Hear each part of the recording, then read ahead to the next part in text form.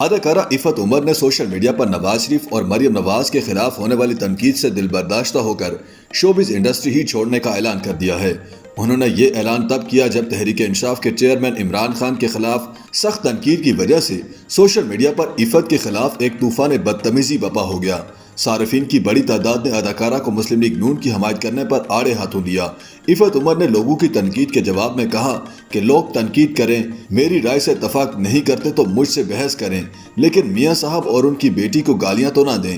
عفت عمر نے عوام سے مخاطب ہو کر کہا کہ ہم سب ہی ملک کی اچھائی چاہتے ہیں، لیکن کم از کم آپ گالیاں تو نہ دیں۔ آپ مجھ پر تنقید کریں، مجھ سے بحث کریں اور لاجک پر بات کریں تاکہ میں آپ کو جواب دے سکوں۔ اداکارہ نے کہا کہ گالیاں دینے سے آپ اپنی تربیت ظاہر کرتے ہیں، اپنے ماں باپ اور اپنے لیڈر کا نام خراب کرتے ہیں۔ گالیاں دینے سے آپ کو کیا مل جائے گا؟ ویسے بھی گالی وہ شخص دیتا ہے جس کے پاس کوئی لاجک نہیں ہوتی۔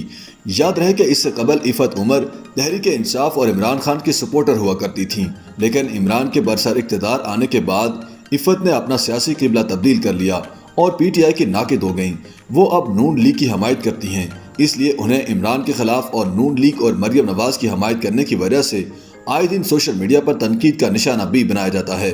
عفت عمر سوشل میڈیا پر ایک کامیڈی پروگرام بھی کرتی ہیں جس میں وہ تحریک انصاف اور عمران خان کا خوب رگڑا نکالتی ہیں۔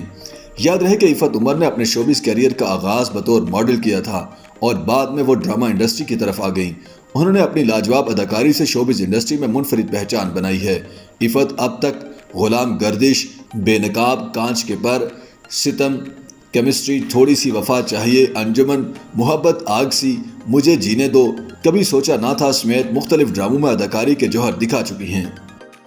YouTube پر گوگلی نیوز دیکھنے کے لیے youtube.com کی سرچ بار میں googly news T V type کریں۔ گوگلی نیوز کے پیج پر سرخ رنگ کے سبسکرپشن والے بٹن پر کلک کرنا نہ بھولیے۔ YouTube پیج پر اپلوڈ ہونے والی ویڈیوز سے باخبر رہنے کے لیے بیل آئیکن پر کلک کیجیے۔ آپ کو ہر نئی ویڈیو کے بارے میں نوٹیفیکیشن موصول ہو جائے گا۔